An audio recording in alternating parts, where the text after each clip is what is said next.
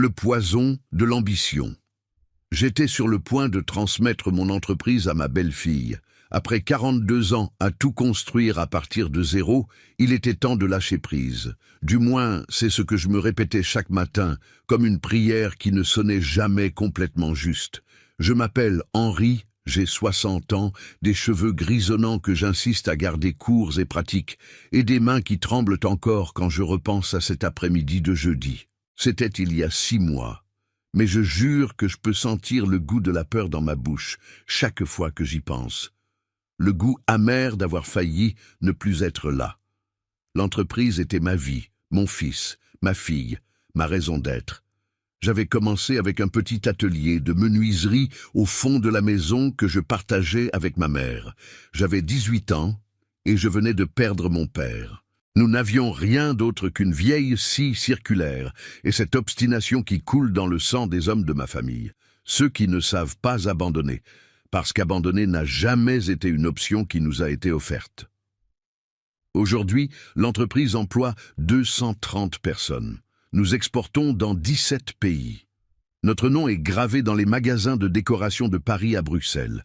Et j'étais sur le point de tout remettre à Camille, ma belle-fille, mariée à mon fils unique Julien. Camille, ma belle-fille, mon erreur. Non, ce n'est pas juste. Elle n'est pas une erreur, mais peut-être que la façon dont j'ai tout géré l'était.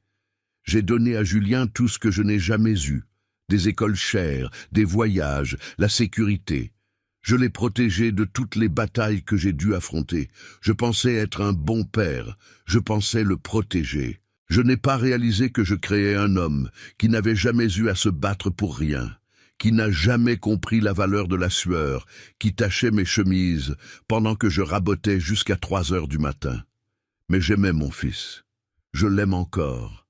Et quand Camille a demandé à reprendre l'entreprise, car c'était elle qui le voulait vraiment, pas Julien, comment pouvais-je refuser? Elle était la femme de mon fils, sa partenaire. L'entreprise était la mienne, mais aussi la leur, n'est-ce pas? Du moins, c'est ce que je me disais pour calmer le malaise qui grandissait dans ma poitrine chaque fois que je voyais comment elle traitait les employés, comment elle parlait d'optimiser les coûts, quand je savais que cela signifiait licencier des gens qui travaillaient avec moi depuis 20 ans. Et puis, il y avait Camille, ma belle-fille. Ah, Camille, belle, polie, toujours avec le sourire parfait au bon moment. Elle était entrée dans notre vie il y a 3 ans, quand elle avait rencontré Julien lors d'un gala de charité. Cheveux châtains impeccables, ongles toujours parfaits, vêtements qui coûtèrent le salaire mensuel de 2 de mes employés. Elle venait d'une famille aisée de Lyon, une de ces vieilles familles qui ont de l'argent mais pas d'entreprise, de l'argent immobile, gardé, protégé. Camille voulait plus. Camille voulait du mouvement. Camille voulait le pouvoir. Je l'ai vue dès le premier jour. J'ai vu comment ses yeux brillaient quand nous parlions de l'entreprise, de l'avenir, d'hériter de tout. J'ai vu comment elle posait des questions apparemment innocentes sur la structure actionnariale, sur le testament, sur la succession. Mais j'ai fait semblant de ne pas voir parce que Julien était heureux, parce qu'il souriait d'une façon qu'il n'avait pas souri depuis des années. Parce que je voulais croire que j'étais juste un vieux cynique, un de ces beaux-pères amers qui apparaissent dans de mauvaises blagues. J'avais programmé la réunion pour un jeudi de mars. Ce serait une cérémonie simple au bureau avec mon notaire présent. Je signerais les papiers transférant la présidence à Camille. Elle prendrait officiellement le relais. Julien serait là, bien sûr. Il était toujours là, mais toujours dans l'ombre de sa femme. Ce matin-là, je me suis réveillé avec un poids sur la poitrine que j'attribuais à l'anxiété naturelle de lâcher quelque chose que j'avais tenu pendant plus de 4 décennies. J'ai enfilé mon costume bleu marine, celui que je portais lors des réunions importantes. J'ai mis les boutons de manchette en argent que ma mère m'avait donnés avant de mourir.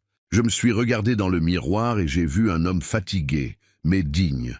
Un homme qui avait construit un empire de ses propres mains et qui était sur le point de le remettre. Je suis arrivé au bureau à midi.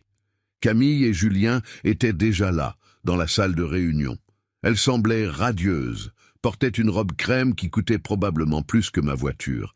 Elle m'a souri de ce sourire parfait. « Henri », dit-elle. Et j'ai toujours détesté comment elle ne m'appelait jamais beau-père, toujours Henri, comme si nous étions des collègues de travail.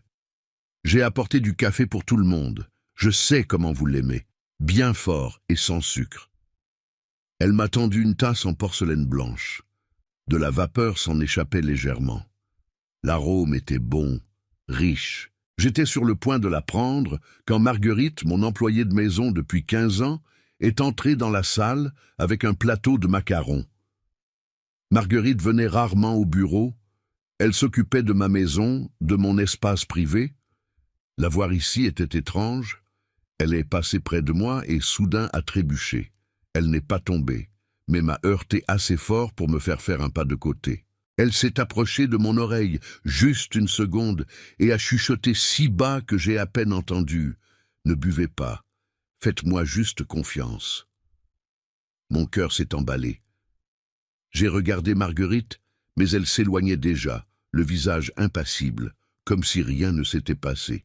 J'ai regardé la tasse dans ma main, puis Camille, qui m'observait avec ce sourire, puis Julien, qui manipulait des papiers, inconscient. Pendant des années, j'avais construit une entreprise basée sur l'instinct, sur le fait de savoir quand quelque chose n'allait pas, sur la confiance en mon intuition, même quand tout le monde disait que j'avais tort. Et à ce moment-là, mon intuition criait. « Camille, dis-je d'une voix calme, vous êtes adorable, mais vous savez que le café trop chaud me fait mal à l'estomac. Laissez-moi le laisser refroidir un peu. » J'ai posé ma tasse sur la table. « Mais s'il vous plaît, ne laissez pas le vôtre refroidir. Je sais que vous l'aimez bien chaud. » J'ai vu quelque chose passer dans ses yeux. C'était rapide, de l'hésitation. Mais elle a souri à nouveau et a pris sa propre tasse. Et puis, dans un mouvement qui semblait se produire en dehors de mon contrôle conscient, pendant que Julien se levait pour appeler le notaire, pendant que Camille se tournait pour prendre du sucre, j'ai échangé les tasses, la mienne contre la sienne. Rapide, silencieux, parfait. « Voilà !» dis-je en levant ce qui était maintenant sa tasse. « C'est assez refroidi. » Camille s'est retournée et a pris ce qu'elle pensait être sa tasse, mais c'était la mienne. Elle a bu une gorgée, 2. 5 minutes plus tard, elle s'est effondrée sur le sol. Le corps de Camille est tombé avec un bruit sourd qui résonne encore dans mes cauchemars. Ce n'était pas dramatique comme dans les films. Il n'y a pas eu de cri, pas de lutte. Elle s'est simplement effondrée. La tasse a glissé de sa main, renversant du café sur le tapis perçant que j'avais depuis 20 ans. Le liquide sombre s'est étalé comme du sang. Julien a crié.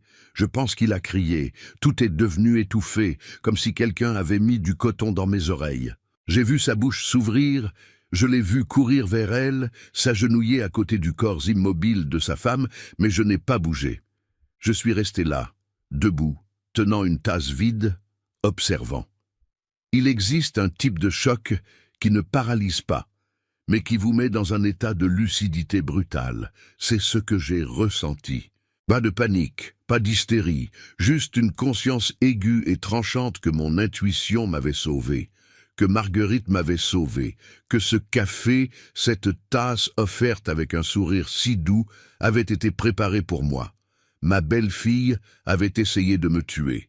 « Appelez une ambulance !» hurlait Julien, secouant Camille par les épaules. Elle était inconsciente, le visage pâle, les lèvres commençant à devenir légèrement bleues. « Papa, faites quelque chose! Appelez quelqu'un !» Je me suis déplacé alors. J'ai pris le téléphone, composé le 15. Ma voix est sortie étrangement calme quand j'ai parlé à l'opérateur. J'ai besoin d'une ambulance. Une femme s'est évanouie. Oui, elle respire. Non, je ne sais pas ce qui s'est passé. Mais je savais exactement ce qui s'était passé. Marguerite avait disparu de la salle. J'ai regardé autour de moi et elle n'était plus là. Intelligente, toujours si intelligente. Mon employé de maison, qui ne venait jamais au bureau, était apparu exactement au bon moment. Elle m'avait averti et était partie avant que quelqu'un puisse poser des questions. Les ambulanciers sont arrivés en 12 minutes. 12 minutes pendant lesquelles Julien a tenu la main de Camille et a pleuré. 12 minutes pendant lesquelles je suis resté debout contre le mur, observant, pensant. 12 minutes pendant lesquelles mon fils ne m'a pas regardé une seule fois. Il n'avait d'yeux que pour elle, sa femme, sa belle-femme, qui venait d'essayer d'assassiner son père. Mais il ne le savait pas, et je ne pouvais pas le lui dire, pas encore, parce que si je le lui disais, j'aurais besoin de preuves. Et pour prouver, j'aurais besoin de la tasse, j'aurais besoin de Marguerite, j'aurais besoin de détruire mon fils d'une manière dont il ne se remettrait peut-être jamais. Ils ont emmené Camille. Julien est parti avec elle dans l'ambulance. J'ai dit que je viendrais dans ma propre voiture. Il n'a pas discuté, n'a pas regardé en arrière. Quand je suis resté seul dans la salle de réunion, j'ai regardé les 2 tasses, une vide par terre, tombée, l'autre sur la table, encore avec du café. J'ai pris une serviette, enveloppé la tasse que Camille avait bue, celle qui aurait dû être la mienne, et l'ai rangée dans mon attaché-case. Preuve. Ensuite, j'ai appelé mon notaire. « La réunion est annulée, dis-je. Henri, que s'est-il passé? Rien que vous ayez besoin de savoir maintenant. Je l'ai simplement tout. Ne signez rien. Ne traitez rien concernant le transfert. Compris ?» Il y eut une pause. « Compris. » J'ai appelé Marguerite. Elle a répondu à la 2e sonnerie. « Où êtes-vous » demandai-je. « Chez vous, monsieur Henri. Votre maison. Restez-y. J'arrive. » J'ai conduit en pilote automatique. Ma maison était à 20 minutes du bureau, dans un quartier calme et arboré du 16e arrondissement. J'avais acheté cette maison il y a 10 ans, quand j'avais enfin pu me permettre le luxe d'avoir un espace rien qu'à moi. Julien avait vécu avec moi jusqu'à son mariage, mais la maison avait toujours été la mienne, mon refuge, mon château. Marguerite était dans la cuisine quand je suis arrivé. Elle avait 63 ans, 3 de plus que moi, cheveux complètement blancs, tirés en chignon, mains rugueuses de tant de travail, des yeux qui avaient vu trop de choses pour s'impressionner facilement. Elle avait commencé à travailler pour moi quand Julien avait 15 ans. Elle avait vu mon fils grandir, avait vu Camille entrer dans nos vies. « Asseyez-vous, dit-elle. » Et c'était un ordre. Je me suis assis à la table de la cuisine, sur la même chaise où je prenais mon café chaque matin. Marguerite a posé une tasse de thé devant moi. J'ai regardé la tasse avec une méfiance involontaire. Elle l'a remarqué et quelque chose de triste a traversé son visage. « C'est moi qui ai fait ce thé, dit-elle doucement.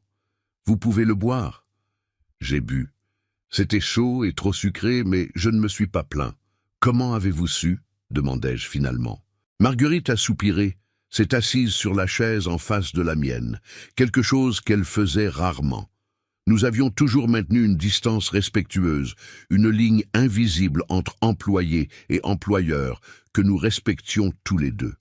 Mais à ce moment-là, la ligne a disparu. « J'ai entendu des choses, » dit-elle. Ces derniers mois, quand il venait ici, quand vous n'étiez pas là, je faisais semblant de ne pas prêter attention. Mais j'écoutais. Quel genre de choses? Des conversations sur l'argent, sur votre testament, sur combien tout vaudrait? Votre Julien? Elle hésita. Votre Julien n'est pas mauvais, monsieur Henri, mais il est faible. Et elle, Marguerite secoua la tête, elle est dangereuse. Continuez. Il y a une semaine, je nettoyais leur appartement. J'ai trouvé des papiers, des documents. Ils étudiaient des moyens d'accélérer la succession, des façons de garantir que tout passe rapidement. Et vous avez pensé qu'ils feraient quoi? Me tueraient? Marguerite me regarda dans les yeux. Il y a 3 jours, Madame Camille m'a demandé si je savais où vous gardiez vos médicaments. Elle a dit qu'elle voulait savoir au cas où vous auriez besoin de quelque chose. C'était trop gentil, trop spécifique. Elle a posé des questions sur les allergies, sur votre cœur, sur beaucoup de choses. Un frisson a parcouru mon échine. Et aujourd'hui, continua Marguerite, elle m'a appelé tôt ce matin, a dit qu'elle avait préparé du café spécial pour la réunion, a dit que je n'avais pas besoin d'apporter quoi que ce soit. Mais j'ai trouvé ça étrange parce qu'elle ne m'avait jamais appelé avant, ne s'était jamais souciée de ce que je faisais ou ne faisais pas. Alors je suis allé au bureau quand même, et quand je l'ai vue avec ses tasses, quand j'ai vu comment elle vous regardait, j'ai su. Vous saviez, j'ai ressenti, je ne pouvais pas prouver, mais j'ai ressenti. Nous sommes restés silencieux. L'horloge murale marquait les heures avec son tic-tac monotone. Toute ma vie avait changé en un après-midi, et tout ce que je pouvais entendre était le tic-tac d'une horloge. Elle est à l'hôpital maintenant, dis-je. Ils vont découvrir ce qu'il y avait dans le café. Ils vont poser des questions. Je sais. Julien va vouloir des réponses. Je le sais aussi. Je regardais cette femme qui m'avait servi pendant 15 ans, qui s'était occupée de ma maison, de ma nourriture, de ma vie. Qui avait sauvé ma vie? Pourquoi avez-vous fait ça, Marguerite? Pourquoi avez-vous pris tant de risques pour moi? Elle a souri. Ce fut un sourire triste et fatigué. Parce que j'ai 2 filles, monsieur Henri, et si quelqu'un essayait de leur faire du mal, j'espérerais qu'il y aurait un autre père dans le monde assez courageux pour les protéger, même si ces filles étaient déjà adultes, même si elles ne savaient pas qu'elles étaient en danger. Mon téléphone a sonné. C'était Julien. « Papa. » Sa voix était étrange. « Vous devez venir à l'hôpital maintenant. Les médecins ont trouvé quelque chose dans le sang de Camille. Ils appellent la police. » L'hôpital sentait le désinfectant et la peur. J'ai toujours pensé que tous les hôpitaux ont la même odeur. Peu importe leur prix ou leur modernité, c'est l'odeur de la vulnérabilité humaine, de la fragilité de tout ce que nous construisons et prétendons contrôler. Julien était dans le couloir du 3e étage quand je suis arrivé. Son costume était froissé, la cravate desserrée. Il avait les yeux rouges. Mon fils de 35 ans ressemblait à un enfant perdu. « Papa !» Il est venu vers moi, et pendant un moment, j'ai pensé qu'il allait m'embrasser, mais il ne l'a pas fait. Il est resté là, oscillant entre s'approcher et garder ses distances. Ils ont dit que c'était du poison dans le café. Quelqu'un a mis du poison dans le café. Sa voix s'est brisée sur le dernier mot. Je voulais le toucher, mais mes mains sont restées le long de mon corps, des mains qui avaient échangé des tasses il y a quelques heures, des mains qui avaient sauvé ma propre vie tout en condamnant ma belle-fille. « Comment va-t-elle » demandai-je. « Coma induit. Ils ont dû faire un lavage gastrique. Ils ont dit que si ça avait pris quelques minutes de plus... » Il n'a pas terminé la phrase. Il n'en avait pas besoin. Un policier s'est approché, jeune, avec un carnet à la main, et ce regard que les policiers ont quand ils pensent qu'ils traitent quelque chose d'important. Un regard ambitieux.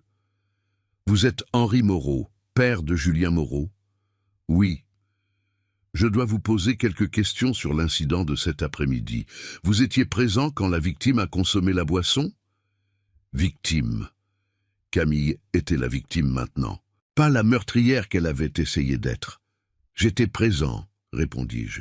Ma voix est sortie ferme. Des années à diriger des réunions difficiles m'avaient appris à contrôler mon ton, même quand mon cœur s'emballait.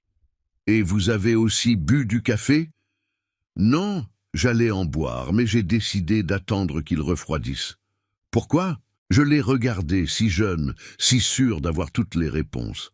Parce que le café trop chaud m'irrite l'estomac. J'ai 60 ans, officier. J'ai appris à écouter mon corps. Il a noté quelque chose. Qui a préparé le café? Camille, ma belle-fille. Julien s'est retourné brusquement vers moi. Qu'est-ce que tu dis? La vérité. Camille a apporté le café pour la réunion. Elle a dit qu'elle l'avait préparé spécialement. Alors tu es en train de dire que ma femme s'est empoisonnée elle-même? Sa voix est montée d'une octave. Des gens dans le couloir ont regardé. C'est ridicule. Je ne dis rien d'autre que ce qui s'est passé, Julien. Le policier a levé la main. Monsieur Moreau, s'il vous plaît, laissez votre père répondre. Il s'est tourné vers moi. Quelqu'un d'autre était dans la salle? J'ai pensé à Marguerite. J'ai pensé à comment elle était apparue, m'avait averti, avait disparu. J'ai pensé à comment mentionner son nom la traînerait dans ce chaos. Marguerite, qui avait 2 filles. Marguerite, qui m'avait sauvé sans rien demander en retour. Mon notaire allait venir, mais il n'était pas encore arrivé. Il y avait des employés dans le bâtiment, bien sûr. C'est mon entreprise. Et l'employé de maison? Votre fils a mentionné que quelqu'un est entré avec des macarons. Mon cœur a bondi. Julien l'avait vu, Marguerite. Bien sûr qu'il avait vu Marguerite. Oui, elle a apporté des macarons, mais ce n'était qu'un moment. Elle est entrée et sortie. Je vais avoir besoin de lui parler. Bien sûr, je peux vous donner ses coordonnées. Julien tenait sa tête dans ses mains. Je n'arrive pas à y croire. Je n'arrive pas à croire que nous ayons cette conversation. Camille se bat pour sa vie, et vous êtes là à poser des questions comme si quelqu'un avait planifié ça. Quelqu'un l'a planifié, dit le policier calmement. Le laboratoire a identifié de la strychnine dans son sang. La strychnine est un poison spécifique, contrôlé. Elle n'apparaît pas accidentellement dans une tasse de café. Strychnine. Le mot a plané dans l'air comme une sentence. J'avais lu sur la strychnine une fois, il y a des années, dans un roman policier que je n'avais jamais fini. Elle causait des convulsions, la paralysie, une mort lente et douloureuse si la dose était assez élevée, une mort rapide et efficace si elle était correctement calculée. Camille avait calculé ma mort.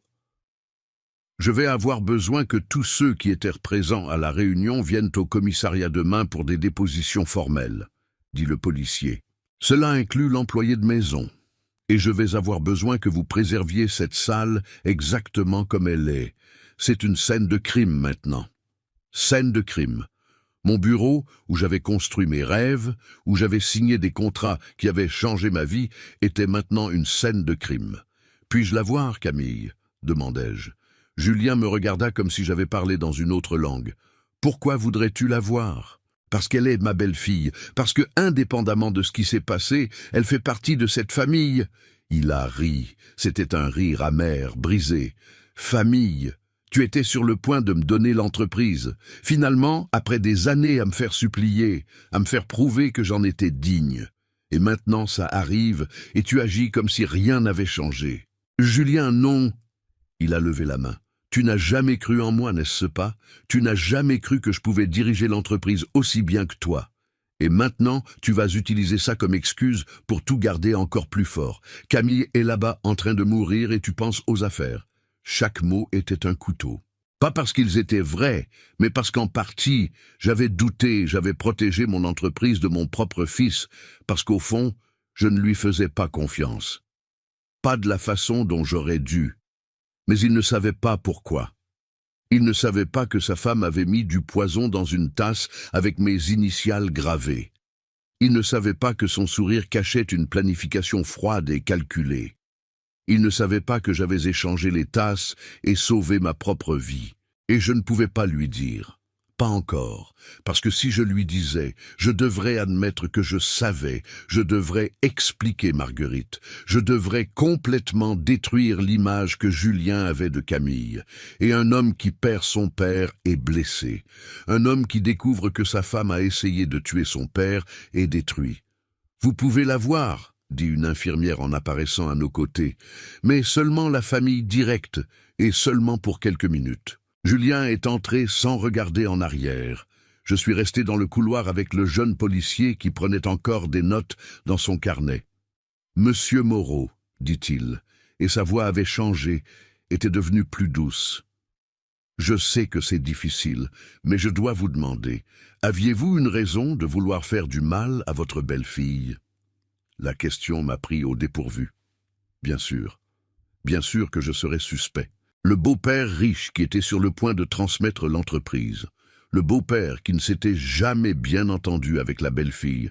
Le beau-père qui avait commodément décidé de ne pas boire le café. Non, répondis-je, je n'avais aucune raison. Mais en disant cela, j'ai réalisé que je mentais. Pas sur l'empoisonnement, je n'avais empoisonné personne. Mais sur les raisons. J'avais des raisons. J'avais vu comment Camille changeait mon fils. J'avais vu l'éclat d'ambition dans ses yeux. J'avais senti, à chaque dîner de famille, à chaque réunion, qu'elle attendait. Attendait que je meure. Attendait que je disparaisse. Attendait que tout soit enfin à elle. Et elle s'était lassée d'attendre. Le policier m'a donné une carte. Si vous vous souvenez de quelque chose, n'importe quoi, appelez-moi. J'ai pris la carte. Je suis resté seul dans le couloir, entouré par l'odeur de désinfectant et de peur. Et pour la première fois depuis que Marguerite avait chuchoté à mon oreille, je me suis permis de ressentir. Je me suis permis de trembler. J'avais sauvé ma vie, mais j'avais condamné ma belle-fille. Et mon fils ne me pardonnerait jamais pour aucune des deux.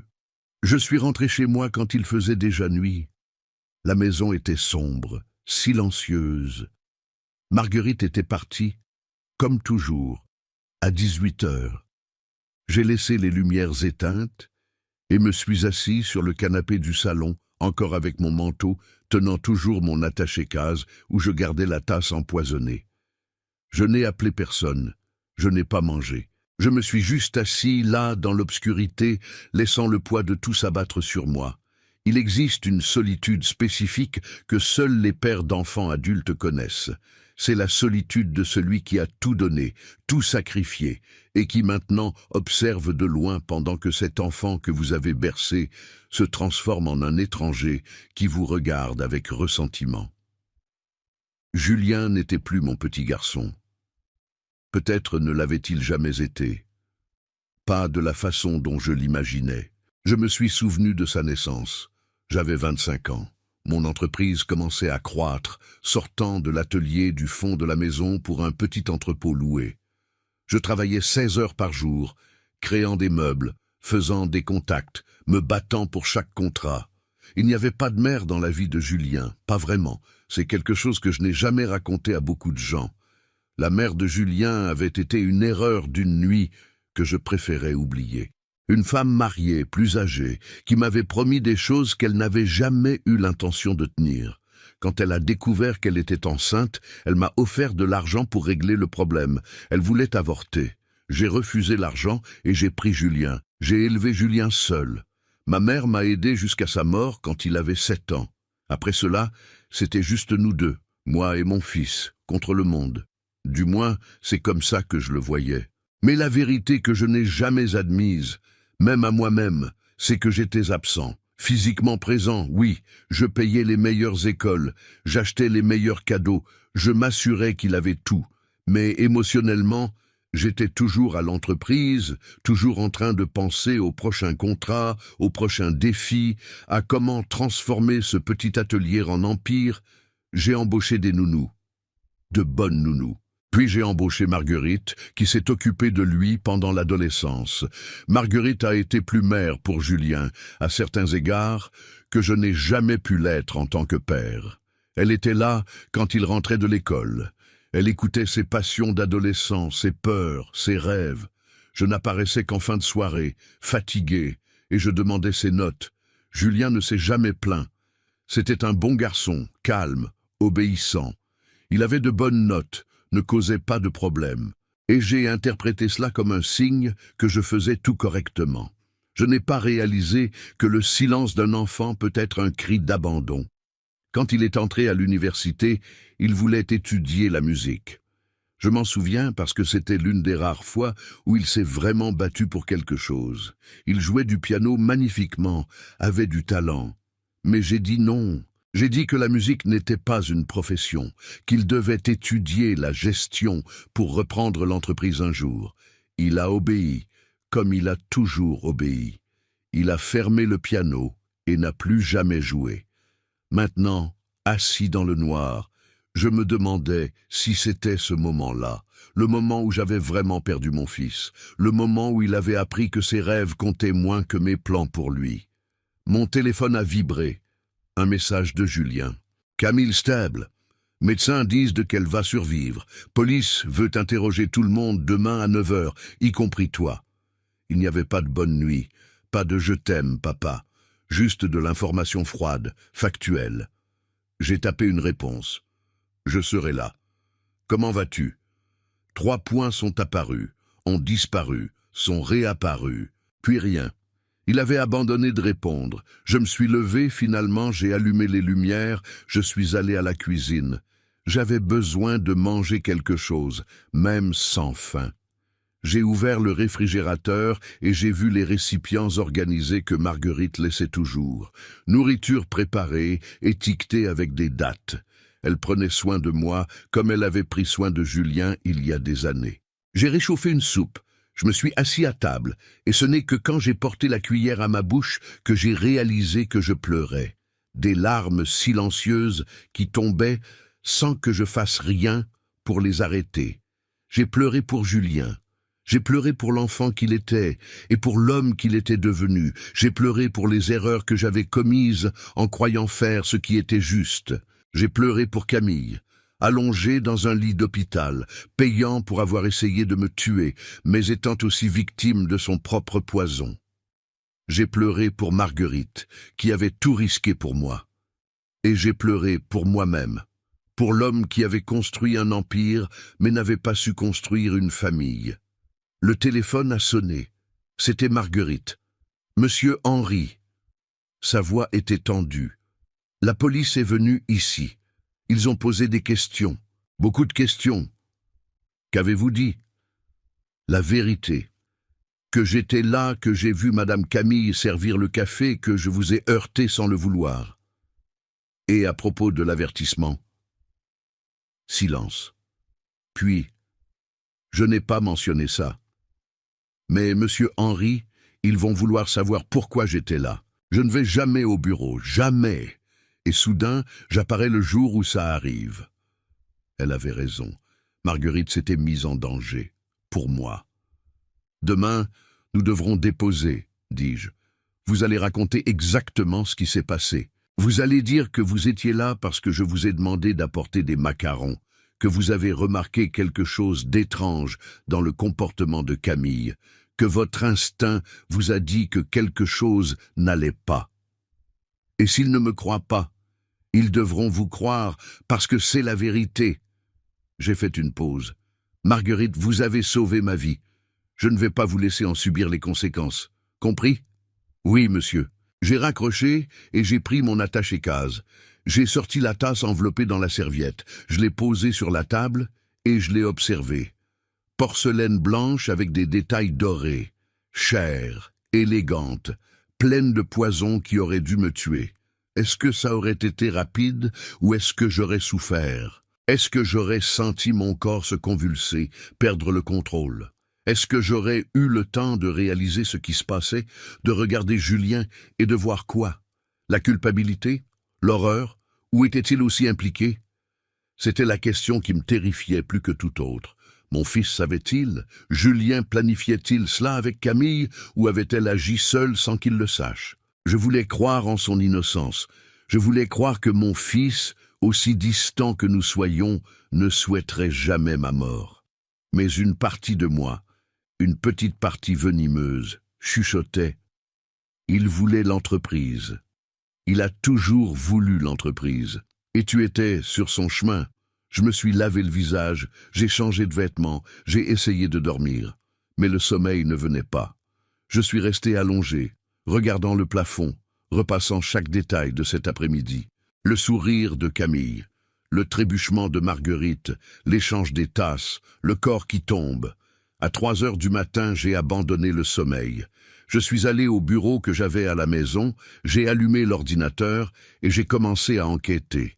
Camille Dubois-Moreau. J'ai cherché sur les réseaux sociaux, sur les sites d'actualité, dans les archives publiques. Elle venait de Lyon, famille traditionnelle, comme je le savais déjà. Père juge à la retraite, mère professeur d'université.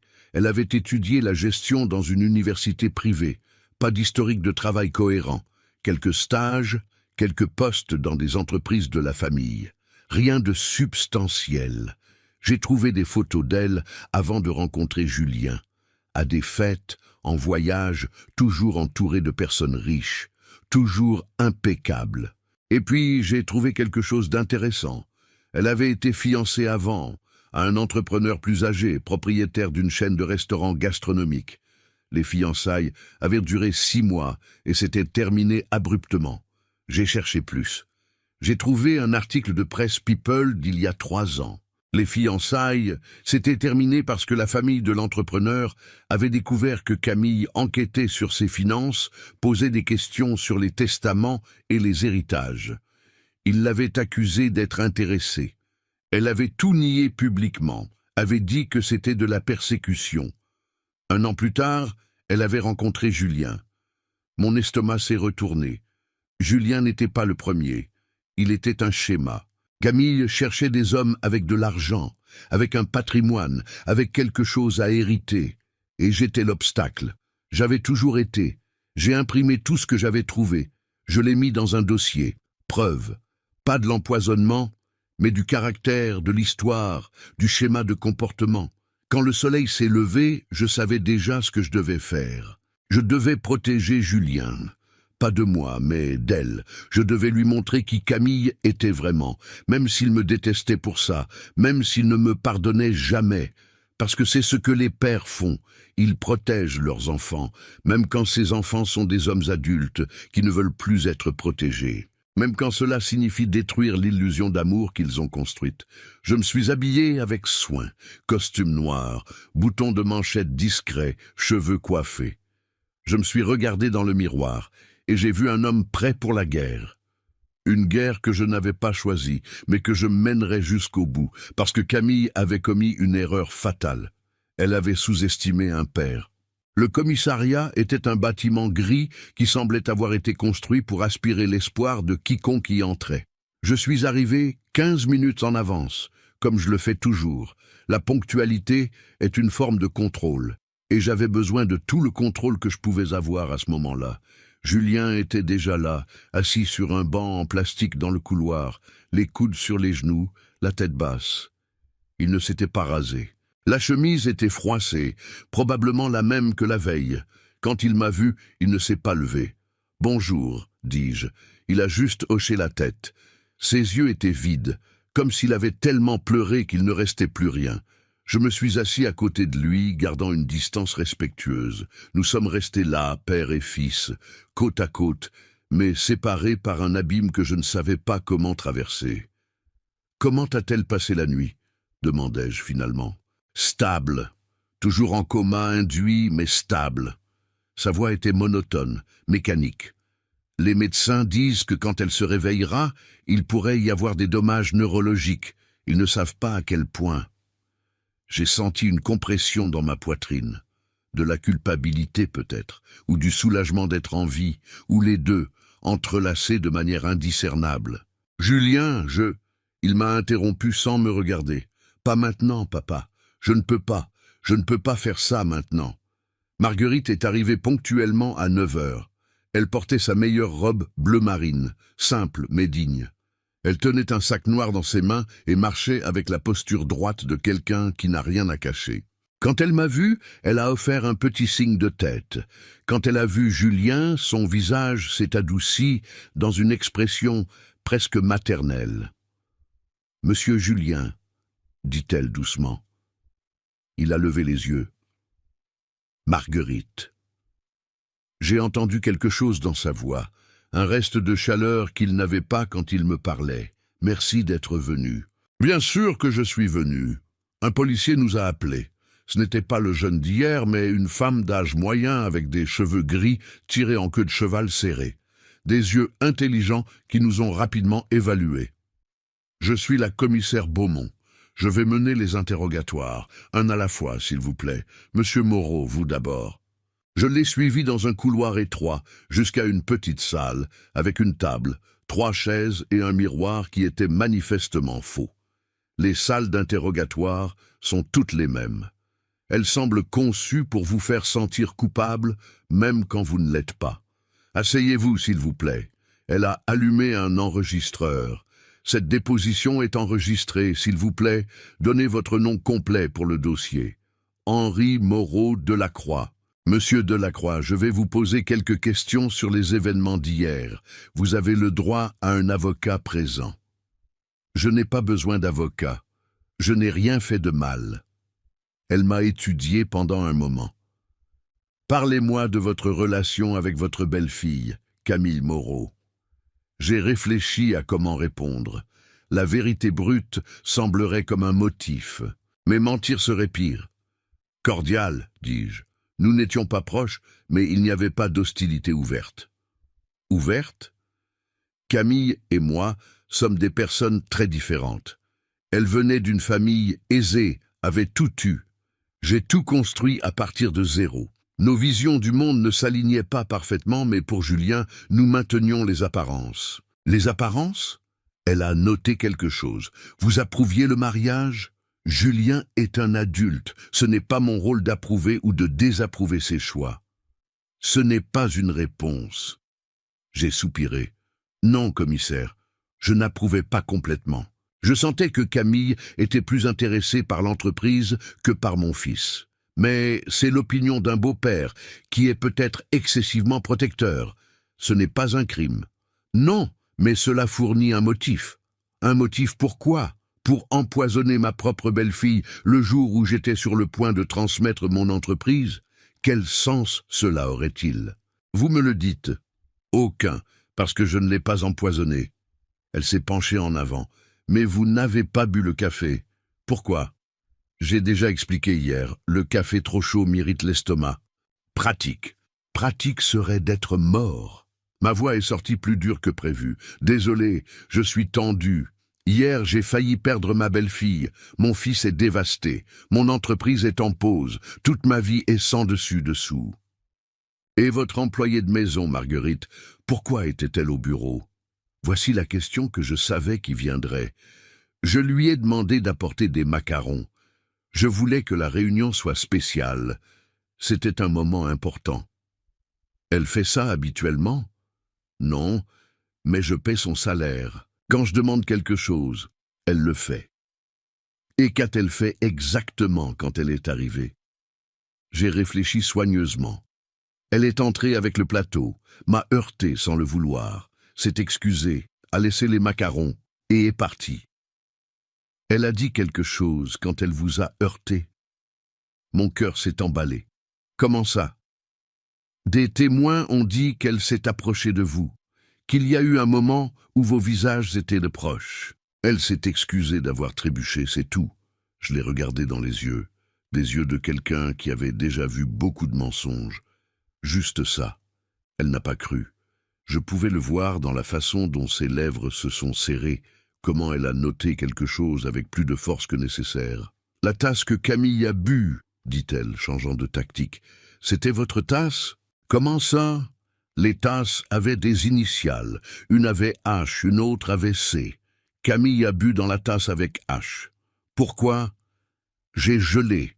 Je n'avais pas remarqué les initiales. Je n'avais pas fait attention. J'avais juste échangé les tasses par instinct, par peur, par survie. Je ne sais pas, dis-je, et c'était vrai. Peut-être s'est-elle trompée? Peut-être. Peut-être que quelqu'un a échangé les tasses.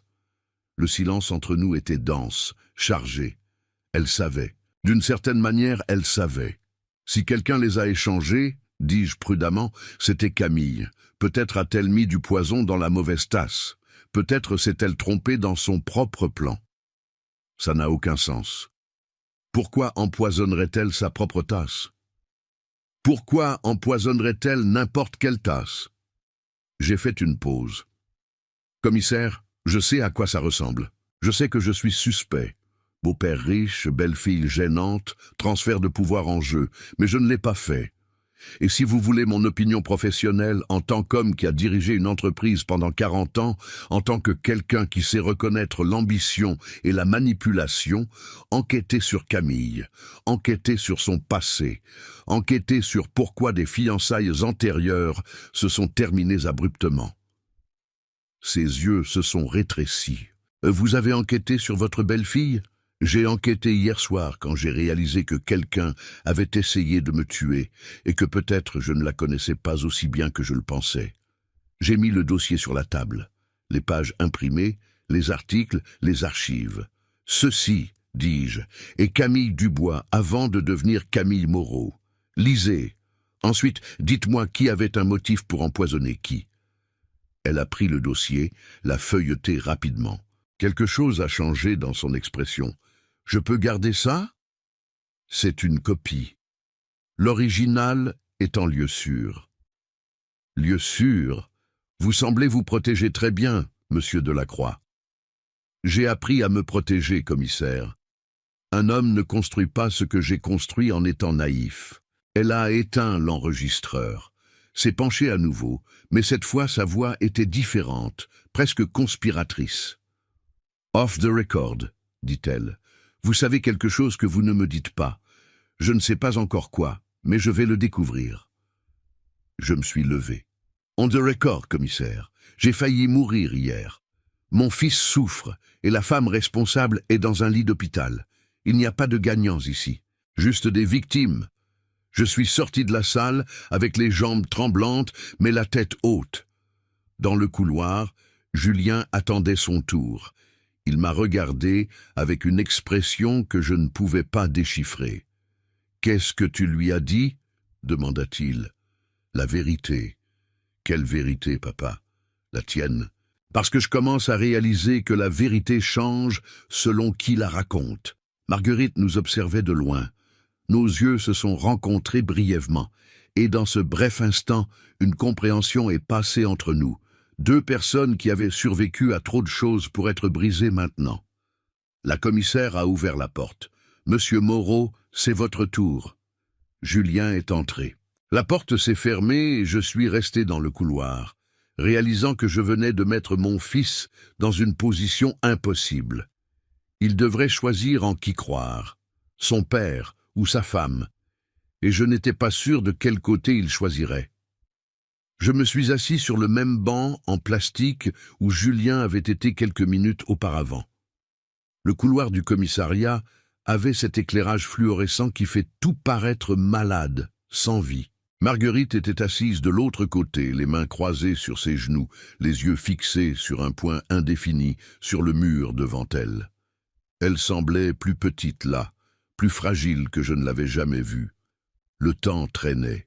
Chaque minute que Julien passait dans cette salle était une minute où je ne savais pas ce qu'il disait, ce qu'il pensait, s'il me défendait ou me condamnait.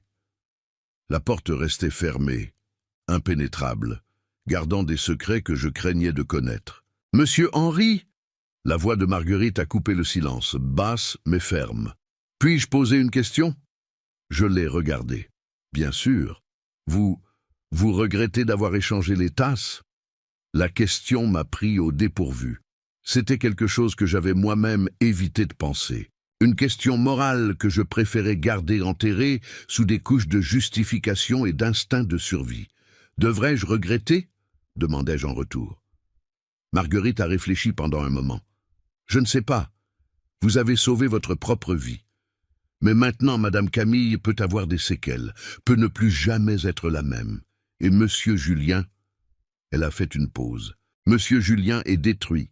Et si je n'avais pas échangé, si j'avais bu ce café, vous seriez mort. Et ils auraient tout eu. Alors vous pensez que j'ai fait ce qu'il fallait ? Je pense, dit Marguerite lentement, que vous avez fait ce que n'importe qui ferait. Vous avez survécu. Mais la survie a un prix, monsieur Henry. Elle en a toujours un. » Avant que je puisse répondre, la porte s'est ouverte. Julien est sorti. Son visage était encore plus pâle, si c'était possible. Il est passé directement devant moi, sans regarder, sans parler, allant droit vers la sortie du commissariat. Je me suis levé pour le suivre, mais la commissaire Beaumont est apparue à la porte. « Laissez-le partir, dit-elle. Madame Marguerite Santos, c'est votre tour. » Marguerite s'est levée avec la dignité d'une reine. Elle n'avait qu'une simple robe bleue, un vieux sac, aucun bijou sauf un petit crucifix autour du cou. Mais la façon dont elle a marché vers cette salle, la façon dont elle a gardé la tête haute, la faisait paraître plus noble que n'importe quelle femme de la haute société que j'avais jamais connue. Je suis resté seul dans le couloir. J'ai pris mon téléphone. J'ai pensé à appeler Julien. J'ai tapé un message. Je l'ai effacé. J'en ai tapé un autre. À la fin, j'ai rangé mon téléphone sans rien envoyer. Que pourrais-je dire? Désolé d'être vivant? Désolé que ta femme ait essayé de me tuer? Désolé de ne pas t'avoir fait assez confiance pour te laisser diriger l'entreprise que j'ai construite avec mon propre sang. La vérité était que je ne savais plus ce que je ressentais. Du soulagement d'être en vie, de la culpabilité pour Camille, de la peur de ce que Julien pensait, de la colère d'avoir été mis dans cette position, tout mélangé dans un nœud si serré dans ma poitrine que je pouvais à peine respirer. Mon téléphone a vibré, un message de mon notaire. « J'ai vu les nouvelles, nous devons parler, urgent. » Les nouvelles, bien sûr. Empoisonnement lors d'une réunion d'affaires, héritier et femme impliquées, entreprise familiale en crise. La presse adorerait ça. Je l'ai appelé, il a répondu à la première sonnerie. « Henry, où êtes-vous » ? « Au commissariat pour une déposition. » « Bon sang, vous ne devriez pas parler à la police sans moi présent. » Je n'ai rien fait de mal, Bernard. C'est sans importance. Vous êtes le propriétaire d'une entreprise multimillionnaire impliquée dans une tentative d'homicide. Vous réalisez à quoi ça ressemble? Je réalisais. Bien sûr que je réalisais. Que disent les médias? Demandai-je. Ce sont encore des spéculations, mais il y a des photos de vous entrant au commissariat, de Julien à l'hôpital. Ils vont commencer à creuser. Ils vont découvrir le transfert de pouvoir qui était prévu. Ils vont créer des récits. Des récits. Le mot m'a donné des frissons, parce que les récits étaient plus puissants que les faits. Les récits étaient ce que les gens croyaient, indépendamment de la vérité. Bernard, j'ai besoin que vous fassiez quelque chose pour moi. Quoi? Enquêter sur Camille Dubois en profondeur. Avant le mariage, pendant, tout, finances, relations antérieures, historique médical si vous pouvez. Je veux connaître chaque mouvement qu'elle a fait ces 5 dernières années. Henri, faites-le, Bernard, maintenant. Parce que si j'ai raison sur elle, nous avons besoin de preuves. De vraies preuves, pas juste de l'intuition. Il a soupiré. Je vais mettre un enquêteur privé là-dessus, mais ça va coûter. Je me fiche du coup. Je me soucie de la vérité. J'ai raccroché au moment où la porte de la salle d'interrogatoire s'est ouverte à nouveau.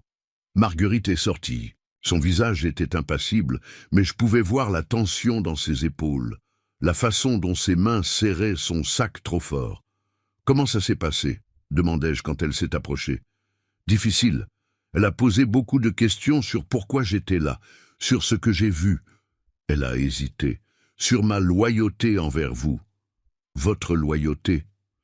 Elle a insinué que j'aurais pu aider d'une certaine manière, que nous étions complices. Le sang m'est monté au visage. C'est absurde. Je sais, mais elle cherche des réponses. Et quand elle ne les trouve pas, elle commence à inventer de nouvelles questions. La commissaire est apparue à la porte à nouveau. « Monsieur Delacroix, j'ai besoin de quelques minutes de plus. » Mon estomac s'est contracté, mais je l'ai suivie de retour dans la salle. Cette fois, quand je me suis assis, elle a posé quelque chose sur la table. Des photos de Julien et Camille. Certaines je reconnaissais du mariage, d'événements sociaux. D'autres étaient nouvelles pour moi. Julien et Camille dans un restaurant cher. Julien et Camille entrant dans une banque. Julien et Camille en réunion avec un homme que je ne reconnaissais pas. Vous savez qui est cet homme? Elle a pointé la dernière photo. Non. Avocat spécialisé en succession patrimoniale. Julien et Camille se sont réunis avec lui 3 fois le mois dernier. Mon cœur a coulé. Il planifiait, continua-t-elle, comment s'assurer que le transfert de l'entreprise soit définitif et irréversible. Des documents, des ébauches de contrats qui limiteraient sévèrement votre capacité à interférer dans les décisions de l'entreprise après le transfert. Chaque mot était un coup de poignard. Julien n'attendait pas juste l'entreprise.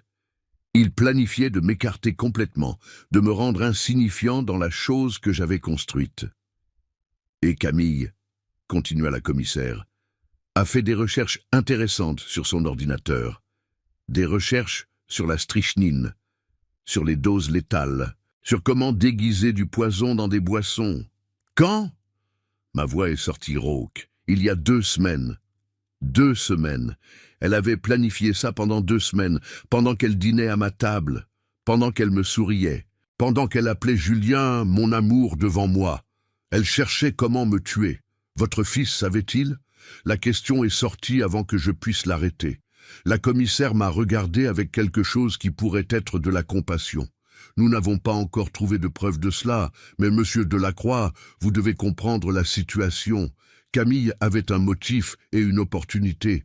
Votre fils avait un motif. Vous aviez un motif. 3 personnes dans une salle, une tentative d'assassinat, et aucun de vous ne dit toute la vérité. Je dis la vérité. Vraiment? Parce que votre fils vient de me dire que vous et Camille ne vous entendiez pas bien, qu'il y avait une tension constante, que vous aviez menacé plusieurs fois de révoquer le transfert de l'entreprise. Il a dit que vous êtes, elle a consulté ses notes, contrôlant au point de l'obsession, que vous n'avez jamais accepté Camille, que vous avez rendu leur vie impossible. Chaque mot de Julien répété par la commissaire était comme du verre enfoncé dans ma peau. Mon fils m'avait dépeint comme un méchant, comme un beau-père possessif et cruel, comme quelqu'un qui serait capable d'empoisonner sa propre belle-fille. Et Marguerite, continua la commissaire implacablement, votre employé loyal, qui apparaît commodément au moment exact, qui vous heurte, qui a accès à votre maison, vos affaires, qui pourrait facilement obtenir du poison, le mettre dans une tasse. Marguerite m'a sauvé ou Marguerite vous a aidé? Non. Ma voix est sortie ferme maintenant, malgré le tremblement intérieur. Marguerite n'a rien à voir avec ça. Et si mon fils a peint un portrait de moi comme un monstre, c'est parce qu'il protège sa femme, parce qu'il l'aime et ne peut pas accepter qu'elle ait essayé de tuer son père, ou parce qu'il sait que vous l'avez fait.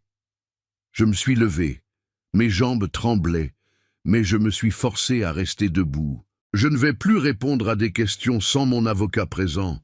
Si vous voulez m'arrêter, arrêtez-moi, sinon je pars. Elle n'a pas bougé. Je ne vais pas vous arrêter, encore. Mais ne quittez pas la ville, monsieur Delacroix, et attendez-vous à d'autres visites de ma part. Parce que ceci, elle a tapé sur le dossier avec les photos, est loin d'être terminé. Je suis sorti de ce commissariat en sentant que j'avais vieilli de 10 ans en 2 heures. Marguerite m'attendait dehors, debout sous un soleil qui semblait cruel dans sa brillance indifférente. Elle n'a rien demandé, elle a juste marché à mes côtés jusqu'à la voiture. « Je vous ramène à la maison ?» offrit-elle. « Oui, s'il vous plaît. » Nous sommes montés dans la voiture. Marguerite conduisait. Je regardais par la fenêtre sans rien voir. La ville passait dans un flou de couleurs et de mouvements qui n'avaient aucun sens. « Monsieur Henri » dit Marguerite après un long silence. « Monsieur Julien, il ne sait pas ce qu'il fait. Il est confus, effrayé. Quand la poussière retombera, il réalisera. Réaliser quoi? Que son père avait raison, que sa femme a essayé de me tuer? J'ai ri, un son amer. Ou il réalisera que son père est exactement ce qu'il a dit. Contrôlant, obsessif, incapable de lâcher prise. Vous n'êtes rien de tout ça. Non? Je me suis tourné vers elle. Parce que parfois, Marguerite, je regarde ma vie et je me demande 42 ans à construire une entreprise. Et pourquoi? Pour la transmettre à un fils qui me déteste? Pour créer une dynastie qui va m'effacer dès que je signe les papiers? Nous sommes arrivés à la maison que j'avais achetée avec mon propre argent. La maison qui était la mienne, seulement la mienne, semblait vide maintenant. Creuse. Merci pour aujourd'hui, dis-je à Marguerite. Pour tout. Vous n'avez pas besoin de me remercier. Si, vous avez risqué beaucoup, et je ne sais pas si je peux vous protéger de ce qui vient. Marguerite a pris ma main. Ses mains étaient rugueuses, calleuses des années de travail, mais le toucher était doux. Monsieur Henri, j'ai choisi d'être ici. J'ai choisi de vous avertir. J'ai choisi de vous protéger. Et je choisis de rester à vos côtés maintenant, parce que c'est ce que fait la famille. Et vous, ses yeux se sont remplis de larmes. Vous êtes plus famille pour moi que mon propre sang ne l'a jamais été. J'ai pleuré alors, là dans la voiture, tenant la main de mon employé de maison qui était plus loyal que mon propre fils. J'ai pleuré pour tout ce que j'avais perdu, et pour tout ce que je n'avais peut-être jamais vraiment eu. Et pendant que je pleurais, une seule certitude s'est cristallisée dans mon esprit. Je découvrirais toute la vérité sur Camille, sur Julien, sur tout. Même si cette vérité me détruisait dans le processus, parce que je n'avais pas construit un empire en étant faible, et je n'allais pas m'effondrer maintenant. 3 jours se sont passés. 3 jours pendant lesquels Julien n'a pas répondu à mes appels. 3 jours pendant lesquels la presse spéculait sur drame familial dans l'empire du mobilier. 3 jours pendant lesquels j'ai à peine dormi, à peine mangé, j'ai juste attendu. J'attendais le rapport de l'enquêteur que Bernard avait engagé. J'attendais des nouvelles de l'hôpital, sur Camille. J'attendais que mon fils me regarde dans les yeux à nouveau. Le matin du 4e jour, Bernard est apparu à ma porte. Il était 7 heures du matin. Il ne venait jamais si tôt, à moins que ce ne soit urgent. « Entrez, dis-je, encore en robe de chambre, les cheveux non peignés. Je ne me souciais plus des apparences. Marguerite a apporté du café que je l'ai regardé préparer du début à la fin, une nouvelle habitude déprimante que j'avais développée. Bernard s'est assis à la table de la cuisine et a posé un dossier épais entre nous. Son visage était grave.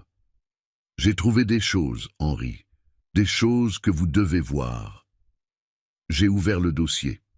À l'intérieur, il y avait des documents, des relevés bancaires, des photos, des articles imprimés.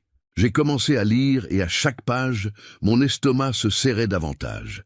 Camille avait des dettes, beaucoup de dettes, cartes de crédit au maximum, prêts impayés, bijoux mis en gage. La famille riche de Lyon était une façade. Le père, le juge à la retraite, avait tout perdu dans de mauvais investissements il y a 5 ans. La mère, la professeure d'université, avait pris sa retraite pour invalidité et vivait d'une pension minimale. Camille avait maintenu les apparences avec du crédit et des mensonges. « Combien doit-elle » demandai-je.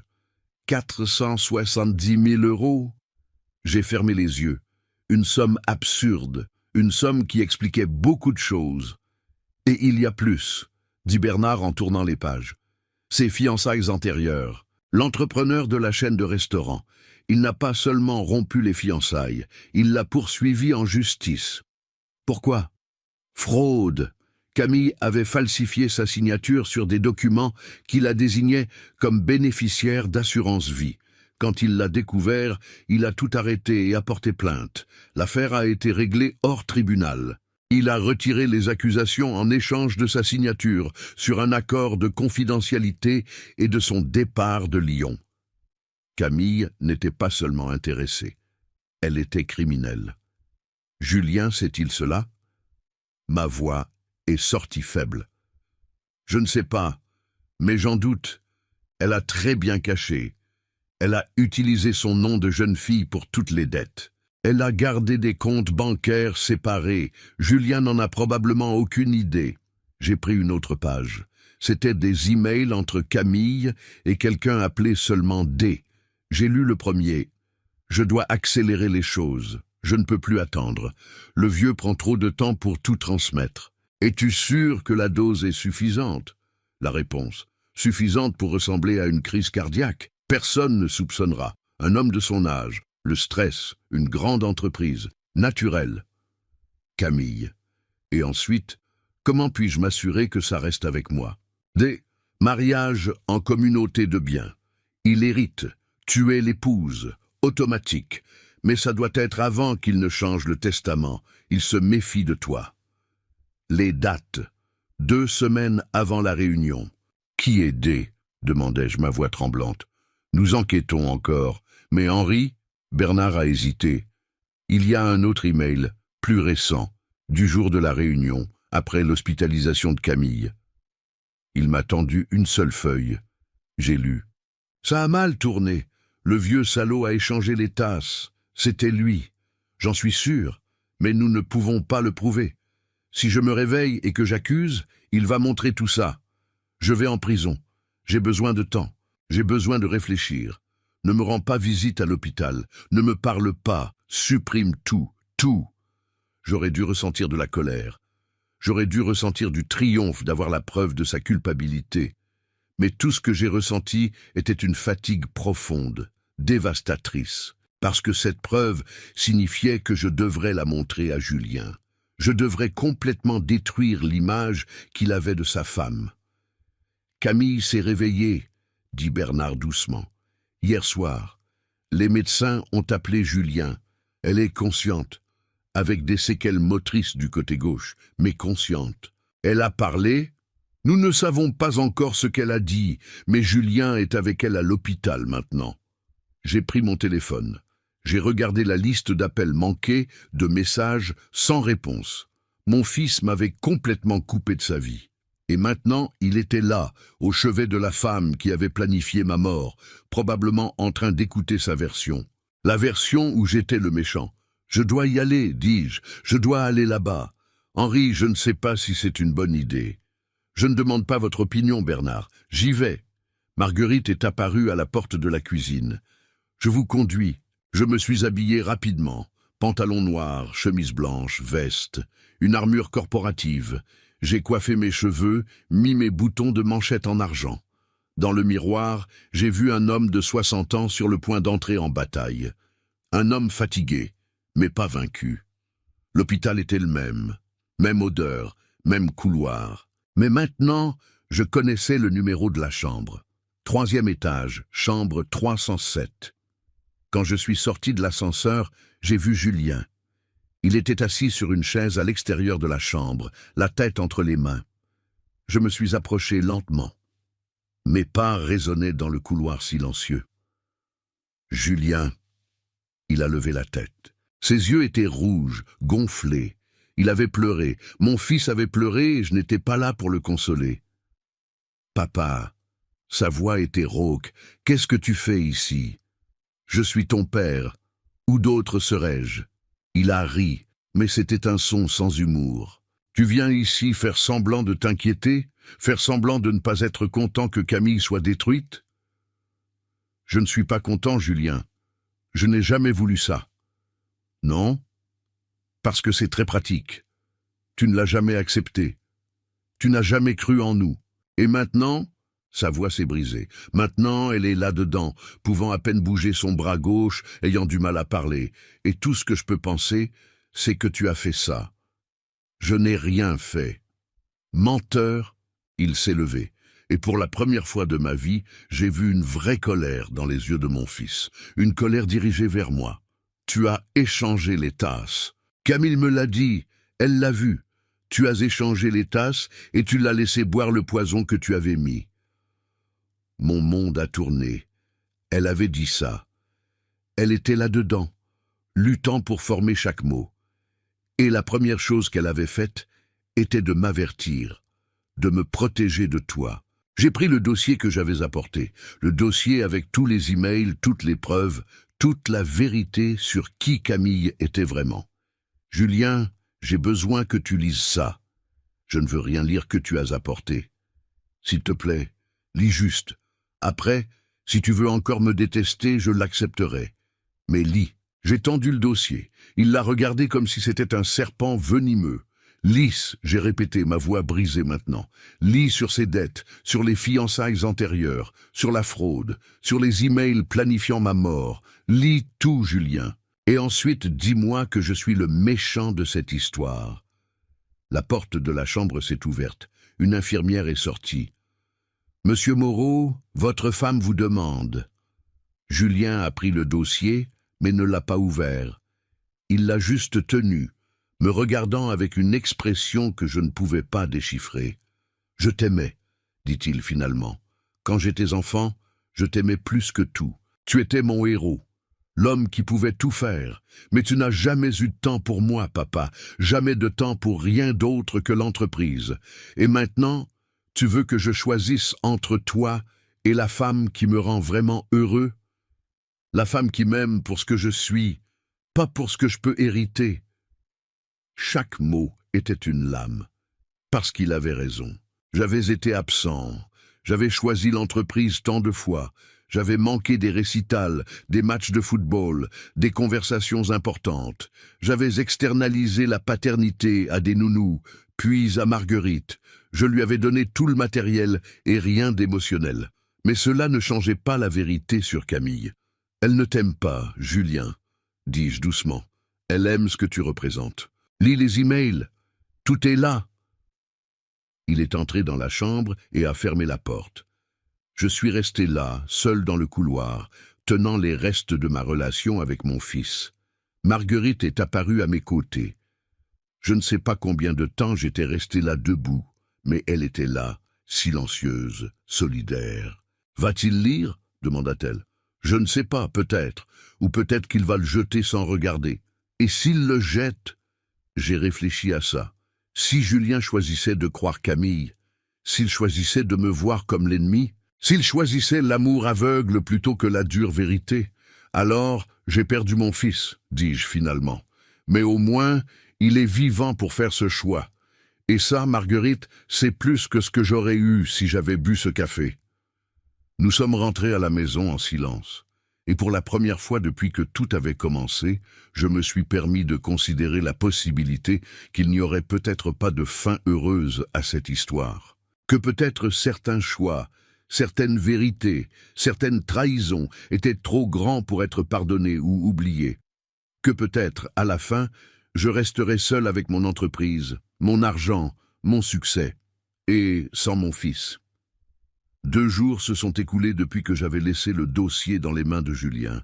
2 jours de silence absolu. 2 jours pendant lesquels j'ai regardé mon téléphone des centaines de fois, attendant un appel qui n'est pas venu.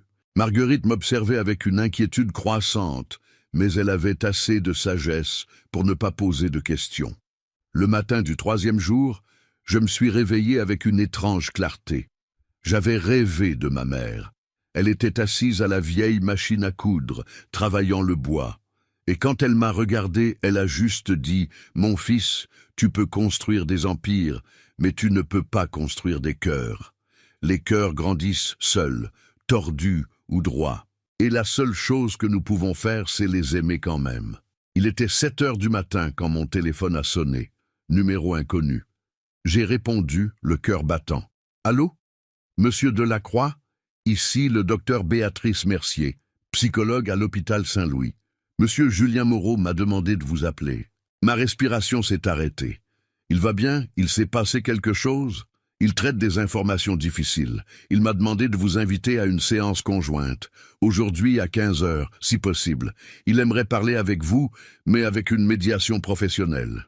Julien voulait me voir, mais il avait besoin d'une psychologue comme bouclier. Je ne savais pas si je devais me sentir offensé ou soulagé. « Je serai là », répondis-je. Les heures jusqu'à 15 heures se sont traînées comme des années. J'ai changé de vêtements 3 fois. J'ai essayé de travailler, de répondre à des emails, de réviser des contrats, mais rien ne retenait mon attention. Mon esprit était piégé dans ce cabinet, dans cette rencontre qui pourrait définir si j'avais encore un fils ou non. Marguerite a préparé le déjeuner que je n'ai pas pu manger. Vous devez vous alimenter, monsieur Henry. Je ne peux pas, mon estomac est fermé. Elle s'est assise en face de moi. Puis-je dire quelque chose? Toujours. Monsieur Julien est un bonhomme, confus, blessé, mais bon. Je l'ai élevé autant que vous, d'une certaine manière. J'ai vu quand il pleurait seul dans sa chambre, parce que vous aviez manqué un autre récital. J'ai vu quand il faisait semblant de ne pas s'en soucier, que vous ne connaissiez pas les noms de ses amis. J'ai vu quand il a fermé le piano et n'a plus jamais joué. Chaque mot était une aiguille dans mon cœur. Mais j'ai aussi vu, continua-t-elle, comment il vous regardait avec fierté quand il voyait votre photo dans les magazines d'affaires. Comment il racontait à ses amis que son père avait construit une entreprise à partir de zéro. Comment il gardait chaque article écrit sur vous dans une boîte sous son lit. Il vous aimait, monsieur Henry. Il vous aime encore. Il ne sait juste pas comment gérer cet amour quand il est en compétition avec la douleur.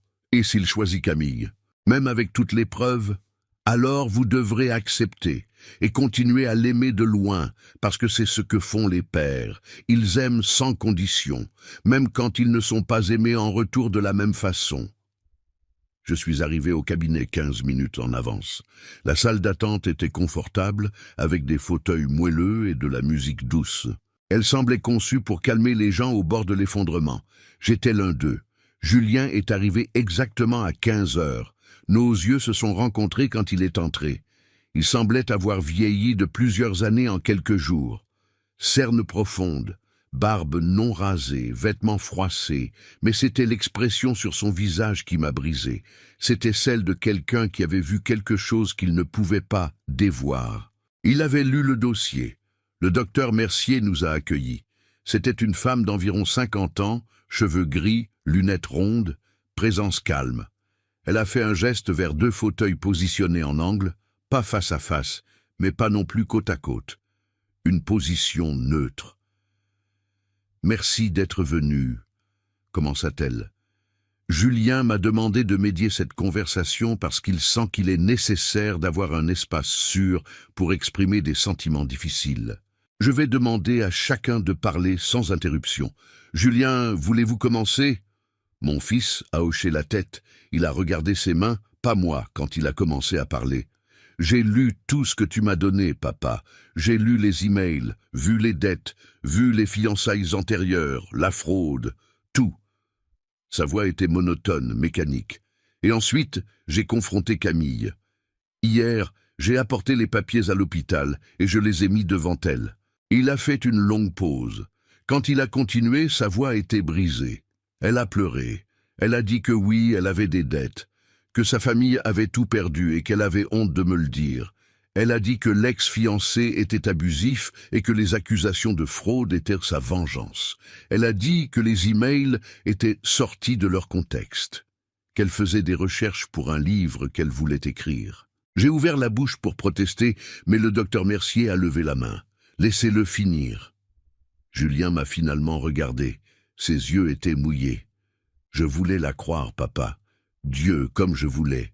Parce que si je la croyais, cela signifiait que tu avais tort, que tu essayais de nous séparer par jalousie ou contrôle, ou n'importe quelle autre raison. Et il serait plus facile de te blâmer que d'accepter que la femme que j'aime, la femme que j'ai épousée, a planifié de tuer mon père. Une larme a coulé sur mon visage. Mais ensuite, continua-t-il, j'ai demandé à voir son téléphone, et elle a refusé. Elle a paniqué, elle a commencé à pleurer plus fort, disant que je ne lui faisais pas confiance, que tu m'avais retourné contre elle. Et c'est à ce moment-là que j'ai su. J'ai su que tout était vrai. Le silence pesant a rempli la salle. J'ai forcé, dit Julien, sa voix maintenant juste un murmure. J'ai pris le téléphone pendant qu'elle dormait. J'ai trouvé plus d'emails, des messages supprimés que j'ai pu récupérer, des conversations avec des... J'ai découvert que c'est un ex-petit ami de Lyon. Ils ont tout planifié, papa. Chaque détail, la dose du poison, le timing, comment faire paraître ça naturel, comment j'hériterais, comment elle, en tant qu'épouse en communauté de biens, aurait accès à tout. Ma main est allée à ma bouche. Il y avait plus, des plans pour après. Comment elle m'éloignerait graduellement de l'entreprise, comment elle utiliserait ma faiblesse. C'est le mot qu'elle a utilisé pour tout contrôler.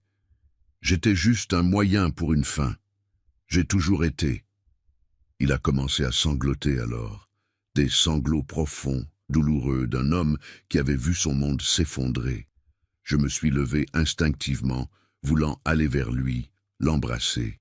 Le docteur Mercier a hoché la tête, donnant la permission. Je me suis agenouillé devant Julien et j'ai posé mes mains sur les siennes. « Mon fils », ai-je murmuré, « je suis désolé, papa. Désolé de ne pas t'avoir cru. Désolé de t'avoir appelé contrôlant, obsessif. Désolé d'avoir pris son parti quand tu as failli mourir. Désolé pour tout. »« Non », dis-je fermement, « ne t'excuse pas d'avoir aimé. Tu as aimé la mauvaise personne, mais l'amour n'est jamais une raison de s'excuser. » Mais elle allait te tuer. Et si tu n'avais pas échangé les tasses? Mais je les ai échangés. Je suis ici. Nous sommes ici. Il m'a embrassé alors. Pour la première fois en années, mon fils m'a vraiment embrassé. Pas une accolade de salutation sociale, mais une étreinte de quelqu'un qui s'accroche à une bouée de sauvetage dans une mer agitée. Nous sommes restés comme ça pendant longtemps. Le docteur Mercier a attendu patiemment. Quand nous nous sommes finalement séparés et sommes retournés au fauteuil, Julien s'est essuyé le visage avec le dos de ses mains. « J'ai appelé la police », dit-il. « J'ai tout montré. Les emails, les messages, tout. La commissaire Beaumont va présenter des accusations formelles contre Camille. Tentative d'homicide avec préméditation. »« Et ?» demandai-je doucement. « Comment tu gères ça ?»« Je ne sais pas. C'est comme si les 3 dernières années de ma vie avaient été un mensonge. Chaque baiser, chaque « je t'aime », chaque plan pour l'avenir. Tout faux. Elle ne m'a jamais aimé. Elle n'a aimé que ce que je représentais. Le docteur Mercier s'est légèrement penché en avant. « Julien, cette douleur que vous ressentez est réelle et valide. Vous avez été manipulé, trahi de la pire façon possible. Cela va prendre du temps à traiter. Mais il y a autre chose, dit Julien en me regardant.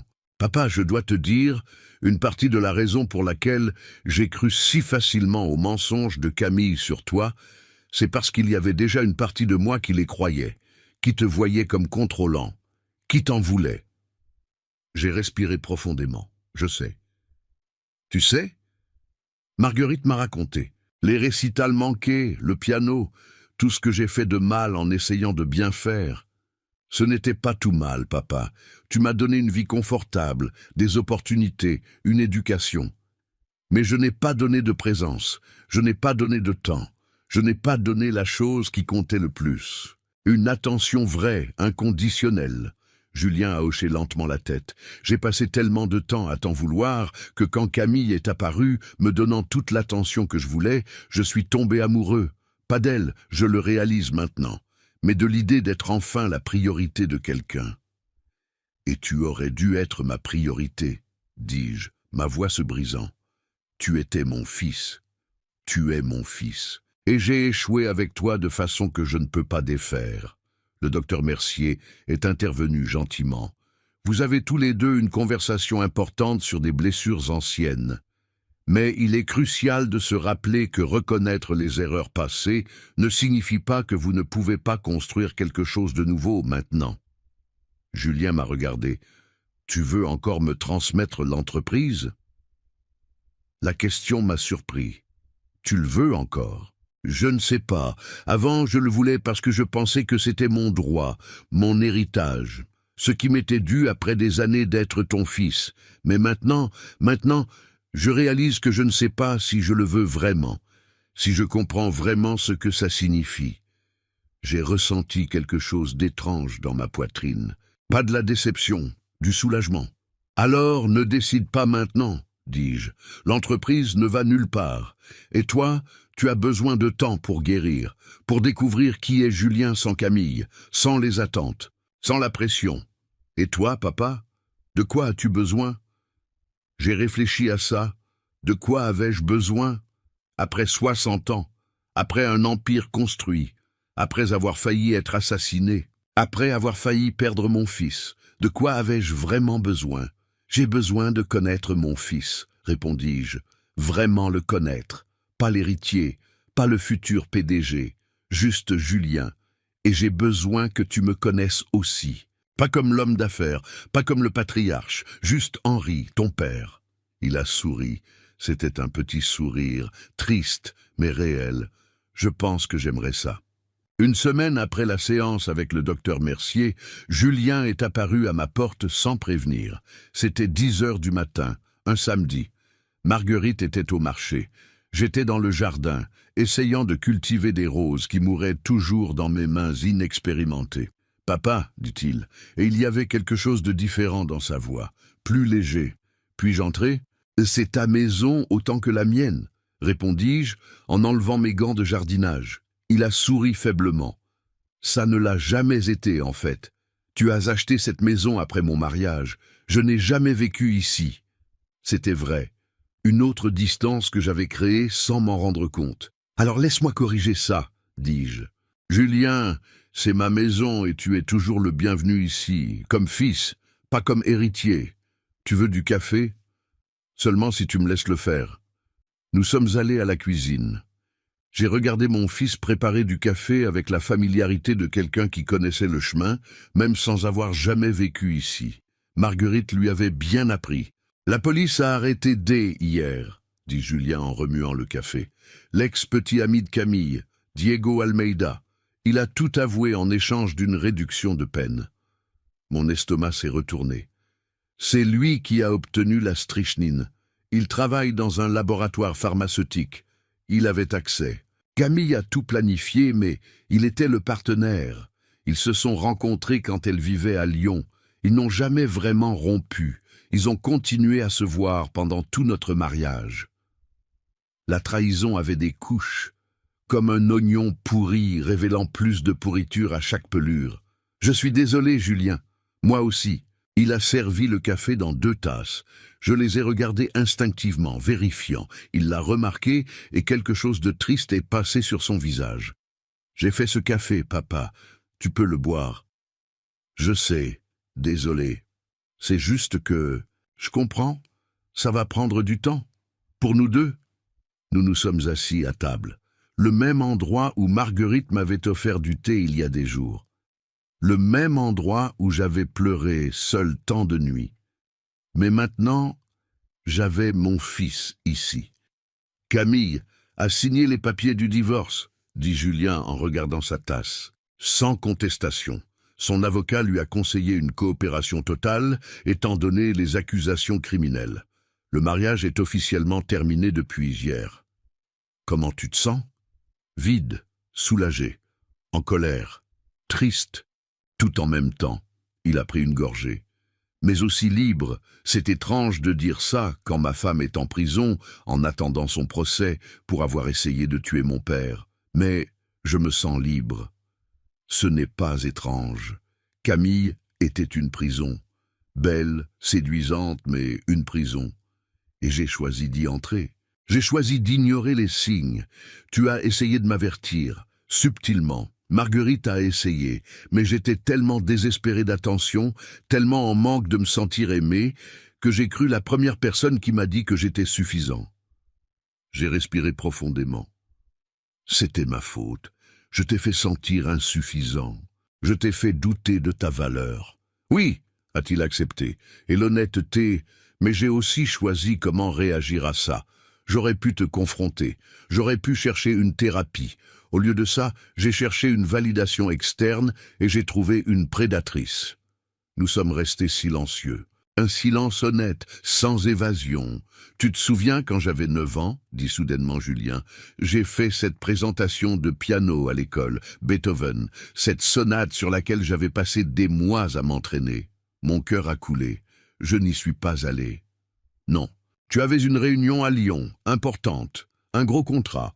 Il n'a pas parlé avec accusation, juste des faits. Marguerite est venue, elle a tout filmé. Quand je suis rentré à la maison, tu étais au bureau au téléphone.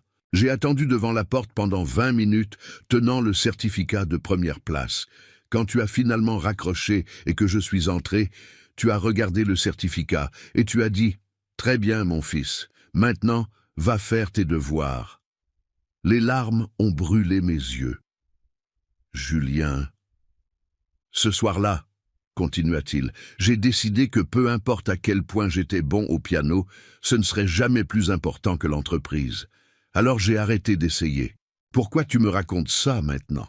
Parce que j'ai passé 26 ans à te blâmer pour ça, pour ne pas avoir vu mon talent, pour ne pas avoir valorisé mes passions, pour avoir choisi les affaires plutôt que moi. Mais la vérité, c'est que je ne t'ai jamais dit à quel point ça faisait mal. Je ne t'ai jamais donné la chance de comprendre. Tu n'aurais pas dû avoir à le dire. J'aurais dû voir. Peut-être, mais papa, je réalise maintenant que j'ai gardé beaucoup de ressentiments silencieux. Et quand Camille est apparue, toute cette colère a trouvé une cible. Elle m'a dit que tu étais contrôlant, et j'ai cru parce qu'une partie de moi le croyait déjà. Elle m'a dit que tu ne m'avais jamais vu comme capable, et j'ai cru parce que je doutais moi-même de ma capacité. Il a fait une pause, essuyant ses yeux. Camille n'a pas créé la distance entre nous. Elle a juste profité d'une fissure qui existait déjà. Et c'est pourquoi, il m'a regardé directement, je dois aussi assumer ma responsabilité, pour ne pas avoir parlé, pour avoir gardé des rancunes, pour les avoir laissés se transformer en ressentiment. J'ai pris sa main à travers la table. Alors comment réparer ça? Comment guérir 26 ans de silence? Je ne sais pas si nous réparons, dit honnêtement Julien. Je pense que nous ne pouvons pas effacer le passé, mais peut-être que nous pouvons construire quelque chose de nouveau. Recommencer d'une certaine manière. Comment? Nous pouvons commencer par dire des vérités, même quand elles font mal. Surtout quand elles font mal. J'ai hoché la tête. Alors, laisse-moi commencer. Julien, j'ai échoué avec toi. J'ai priorisé mon entreprise sur mon fils d'innombrables fois. J'ai projeté mon ambition sur toi, sans te demander ce que tu voulais. Et pire, j'ai confondu fournir des choses matérielles avec fournir de l'amour. Je pensais que payer des écoles chères et donner des cadeaux compenserait mon absence. Et je regrette profondément. Et moi, dit Julien en serrant ma main, J'ai gardé de la rancune au lieu de communiquer. J'ai choisi une femme qui validait ma victimisation au lieu de me défier à grandir. Et j'ai laissé le ressentiment envers toi presque me coûter de reconnaître quand quelqu'un essayait littéralement de te tuer. Nous avons ri. C'était un rire mouillé, triste, mais réel. « Quel père nous faisons ?» dis-je. « Un désastre » a-t-il accepté. « Mais nous sommes un désastre ensemble. » « Julien, à propos de l'entreprise. »« Non, m'a-t-il interrompu. Pas maintenant. Je ne veux pas parler de l'entreprise maintenant. Je veux... » Il a hésité. « Je veux que tu me racontes grand-mère. Comment ça a commencé? Pas la version des magazines d'affaires, la vraie version. » Et alors j'ai raconté ma mère travaillant jusqu'à ce que ses mains saignent, mon père qui est mort trop jeune, nous laissant sans rien, la vieille scie circulaire qui était tout ce que nous avions, le premier client qui a payé 50 € pour une table en chêne, les nuits sans sommeil, la peur constante d'échouer, la solitude de construire quelque chose quand personne ne croit en vous. Et Julien a écouté, vraiment écouté. Il a posé des questions. Il a voulu des détails qu'il n'avait jamais demandés avant. Quand le soleil a commencé à se coucher, nous étions toujours à la table de la cuisine. Marguerite était rentrée depuis des heures, mais elle était allée directement dans sa chambre, nous donnant de l'espace. « Puis-je te demander quelque chose ?» dit Julien. « N'importe quoi. Si tu pouvais retourner au jour où je suis né, ferais-tu tout différemment ?» J'ai réfléchi longuement à cette question. La réponse honnête était compliquée. « En partie, oui, » répondis-je lentement.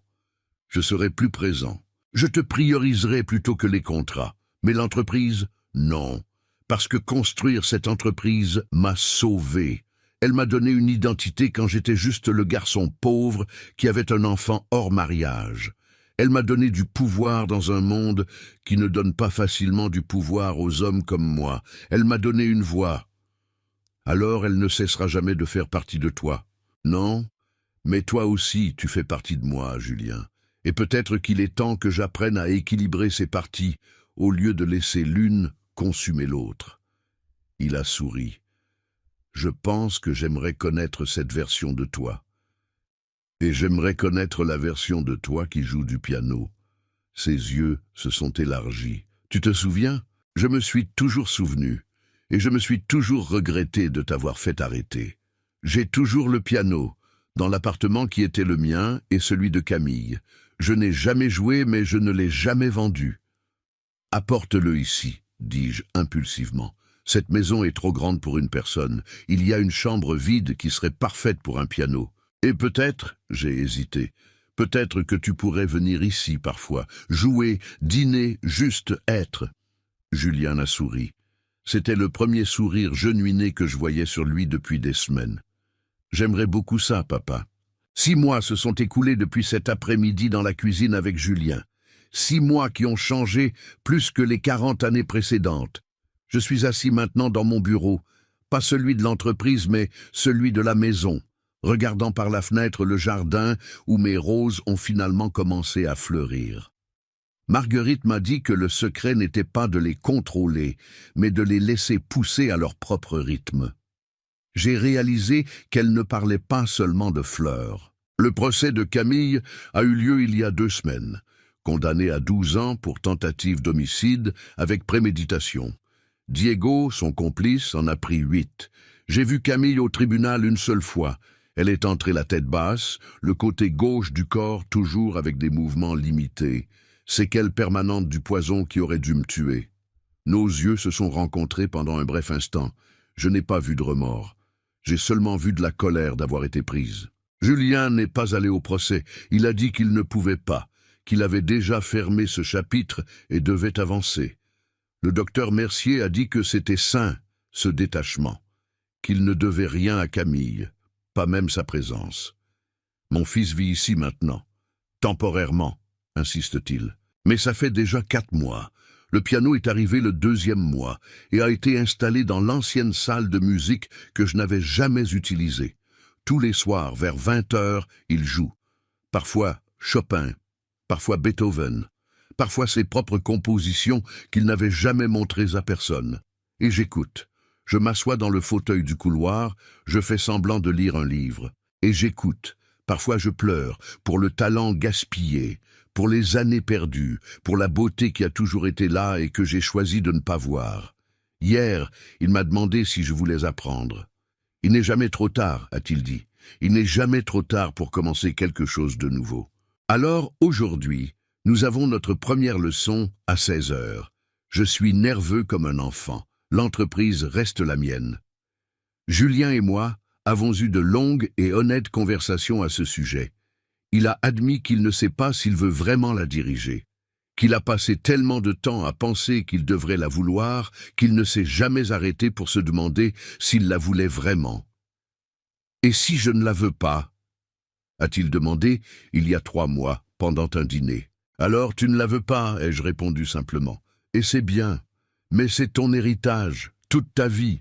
Mon héritage, dis-je en le regardant, est assis en face de moi. Tu es mon héritage, Julien. L'entreprise n'est que l'entreprise. » J'ai vu des larmes dans ses yeux. J'ai engagé une PDG externe, une femme brillante de 45 ans qui a construit sa propre carrière à partir de zéro. Je reste président du conseil d'administration, mais je ne suis plus impliqué dans les opérations quotidiennes. Et vous savez quoi d'étrange ? Ça ne me manque pas, ou plutôt ça me manque, mais c'est une nostalgie, pas désespérée. Pour la première fois en 42 ans, j'ai du temps pour cultiver des roses, du temps pour de longs déjeuners avec Marguerite, qui insiste maintenant pour que je l'appelle juste Marguerite, sans le madame. Du temps pour des séances hebdomadaires avec le docteur Mercier, où je parle de choses que j'ai gardées pendant des décennies. Du temps pour mon fils. Julien a recommencé à faire de la thérapie aussi, individuelle, pas seulement les séances conjointes. Il redécouvre qui il est, sans l'ombre des attentes. Les miennes ou celles de Camille. Il a recommencé à composer, il pense à retourner étudier la musique. À 35 ans, rit-il, je serai l'étudiant le plus âgé de la classe. Ou le plus sage, je réponds. Il sort à nouveau avec quelqu'un, une professeure de littérature qu'il a rencontrée dans un café. Elle ne sait rien de l'entreprise, n'a jamais posé de questions sur l'argent. Elle s'est intéressée à Julien parce qu'il a récité Prévert de mémoire. Je l'ai rencontrée la semaine dernière, discrète, intelligente, gentille. Le contraire de Camille en tout point. « Tu l'as aimée ?» a demandé anxieusement Julien après. La question est « Tu l'aimes ?» Beaucoup, mais ton opinion compte. Elle ne devrait pas, tu es adulte. Mais je demande quand même. Oui, je l'ai aimée. Elle te regarde comme si tu étais plus intéressant que n'importe quel livre qu'elle ait jamais lu. Il a souri de cette façon qui me rappelle le garçon qu'il était. C'était ce que je voulais entendre. Marguerite entre dans le bureau avec du thé. Elle fait ça maintenant. Elle interrompt mes rêveries avec du thé et des conversations. Les barrières entre employeurs et employés ont disparu depuis longtemps. Elle est mon amie, ma confidente, ma famille choisie. « Vous pensez beaucoup », dit-elle en posant la tasse sur mon bureau. « Toujours. » À quoi ? À comment tout a failli se terminer différemment. À comment un murmure a sauvé ma vie. Marguerite s'assoit sur la chaise en face de mon bureau. Quelque chose qu'elle n'aurait jamais fait il y a 1 an. « Monsieur Henry », dit-elle. Elle trébuche encore sur le nom sans titre. « Puis-je vous dire quelque chose ? Toujours. Ce jour-là, quand je vous ai heurté et chuchoté, je n'étais sûr de rien. J'avais juste un mauvais pressentiment. Et si j'avais eu tort ? Et si j'avais créé tout ce chaos pour rien ? Mais vous aviez raison. Mais si je ne l'avais pas eue, vous auriez vécu en pensant que votre belle-fille était une meurtrière, alors que peut-être elle était juste une femme ambitieuse. Julien aurait perdu son mariage pour rien. J'aurais détruit une famille sur un pressentiment. Pourquoi pensez-vous à ça maintenant ? Parce que, dit Marguerite lentement, parfois je me réveille la nuit et je pense, ai-je fait la bonne chose ? Avais-je le droit de prendre cette décision ? J'ai pris sa main. Marguerite, vous m'avez littéralement sauvé la vie. Si vous aviez eu tort, ça aurait été embarrassant, pas fatal. Mais vous aviez raison. Et vous avez eu le courage d'agir quand il aurait été plus facile de rester silencieuse. Mais Camille a des séquelles. Elle est en prison, une vie détruite. Elle a détruit sa propre vie au moment où elle a mis du poison dans cette tasse. Vous avez juste empêché qu'elle prenne la mienne avec. » Marguerite a hoché la tête, mais j'ai vu que la culpabilité la dérangeait toujours. Culpabilité de survivante. Culpabilité d'avoir été l'instrument du destin. Une culpabilité que je comprenais intimement. « Vous savez ce que le docteur Mercier m'a dit ?» ai-je partagé. « Que parfois les bonnes personnes sont aux bons endroits au bon moment, et que ce n'est pas un accident, pas un destin mystique, mais parce que vous vous souciez assez pour prêter attention. Elle est sage, cette docteure. Vous devriez la rencontrer. Je pense qu'elle pourrait vous aider. » Marguerite a réfléchi à ça. « Peut-être que je devrais. » La sonnette a retenti. Julien et Anne, la professeure de littérature, ils venaient dîner avec nous, quelque chose qui arrive 3 fois par semaine maintenant. Des dîners simples, de longues conversations, des rires genuins. Famille, pas parfaite, mais réelle. Pendant le dîner, Anne a raconté un livre qu'elle lisait pour ses cours. C'est sur un homme qui passe sa vie à construire un empire, mais oublie de construire des relations. À la fin, il a tout et rien en même temps. « Ça semble familier, » dit Julien en me regardant avec un sourire doux. « Très, » ai-je accepté. « Comment ça se termine ? » Il ne meurt pas en réalisant qu'il a tout perdu. Il vit assez longtemps pour essayer de reconstruire. Le livre se termine avec lui qui recommence. Plus vieux, mais plus sage. Ce n'est pas une fin heureuse traditionnelle. C'est juste réel. « Je préfère les fins réelles, » dis-je. Les fins heureuses ont toujours semblé malhonnêtes. Après le dîner, Julien s'est assis au piano. Anne s'est blottie sur le canapé à côté de Marguerite. Je suis resté dans mon fauteuil habituel dans le couloir. Il a joué une nouvelle composition, douce, mélancolique, mais avec des moments d'espoir entrelacés. « C'est sur toi, » a-t-il dit quand il a terminé. « Sur nous. Sur le fait de presque tout perdre pour finalement trouver ce qui compte. Je n'ai pas pu parler. Je me suis juste assis là, les larmes coulant librement. Plus tard, quand tout le monde était allé dormir, je suis allé au jardin. La nuit était claire, les étoiles visibles même avec la pollution lumineuse de la ville.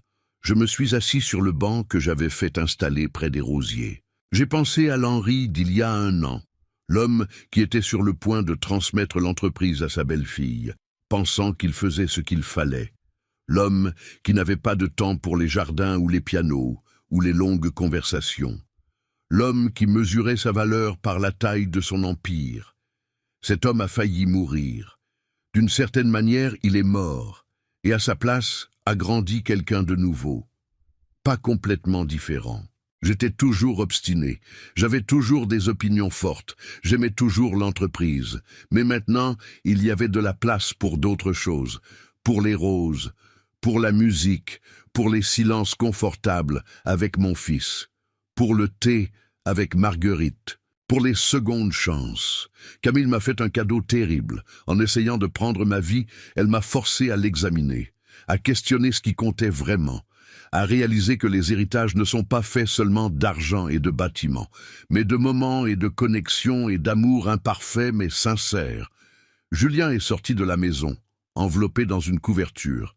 Il s'est assis à côté de moi sans demander. Nous sommes restés là, père et fils, sous les étoiles. « À quoi penses-tu » a-t-il finalement demandé. « À combien je suis reconnaissant, pour la vie, pour toi, pour une autre chance de faire les choses correctement. » Faisons-nous les choses correctement? Nous essayons, et peut-être qu'essayer est suffisant. Papa, puis-je te demander quelque chose? Toujours. Tu regrettes d'avoir construit l'entreprise? Si tu avais su le prix que tu paierais, le ferais-tu encore? J'ai longuement réfléchi à cette question. La réponse honnête était compliquée. Je ne regrette pas d'avoir construit l'entreprise, ai-je répondu lentement. Je regrette de l'avoir laissé me consumer, de l'avoir confondu avec le succès dans la vie, d'avoir pensé que je pouvais compenser l'absence avec de l'argent. Mais l'entreprise elle-même, non, elle m'a sauvé, elle m'a donné une identité, elle m'a donné du pouvoir dans un monde qui ne donne pas facilement du pouvoir aux hommes comme moi, homme pauvre, seul, père célibataire, avant que ce soit minimalement acceptable. L'entreprise était ma voix quand le monde voulait que je reste silencieux. C'était mon armure quand j'étais vulnérable. Je ne la regrette pas. Je regrette juste de l'avoir laissée être la seule chose qui me définissait. Julien a posé sa tête sur mon épaule, mon fils de 35 ans, redevenant mon petit garçon pour un moment. « Tu sais que je t'aime, n'est-ce pas ?» a-t-il dit. « Même avec tout, même avec les erreurs, je t'ai toujours aimé. Je sais, et je t'ai toujours aimé aussi, je n'ai juste pas su le montrer de la bonne façon. Tu le montres maintenant. Nous sommes restés comme ça jusqu'à ce que le froid de la nuit nous force à entrer. » À la porte, Julien s'est retourné. « Papa, cette leçon de piano demain. Tu es nerveux, terrifié. Bienvenue dans mon monde d'il y a 30 ans. » Il a souri. « Mais cette fois, je serai là, applaudissant chaque fausse note, parce que ce qui compte n'est pas de jouer parfaitement, c'est d'avoir le courage d'essayer. » Pendant que je me préparais pour dormir, je me suis regardé dans le miroir. J'ai vu un homme de 60 ans avec des rides que je n'avais pas il y a 6 mois, plus de cheveux blancs. Mais j'ai aussi vu quelque chose de nouveau dans mes yeux.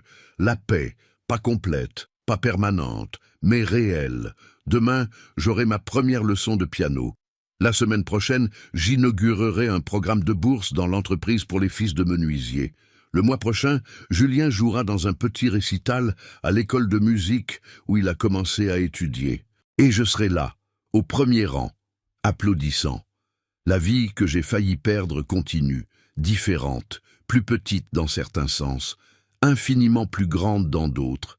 Et quand je ferme les yeux, je peux encore entendre ce murmure qui a tout changé. « Ne buvez pas, faites-moi juste confiance. » J'ai fait confiance. J'ai survécu. Et maintenant, finalement, je vis. Ce n'est pas la fin que j'avais imaginée quand j'ai commencé à construire mon empire à 18 ans. Mais c'est réel, c'est honnête, c'est à moi. Et pour la première fois en 60 ans, c'est plus que suffisant, c'est tout. Laissez votre like si cette histoire vous a ému. Commentez ci-dessous d'où vous regardez cette vidéo. Auriez-vous fait la même chose qu'Henri? Auriez-vous échangé les tasses? Comment équilibrez-vous ambition professionnelle et vie personnelle? Votre participation renforce notre communauté et me motive à continuer à créer du contenu qui compte. On se retrouve dans la prochaine histoire.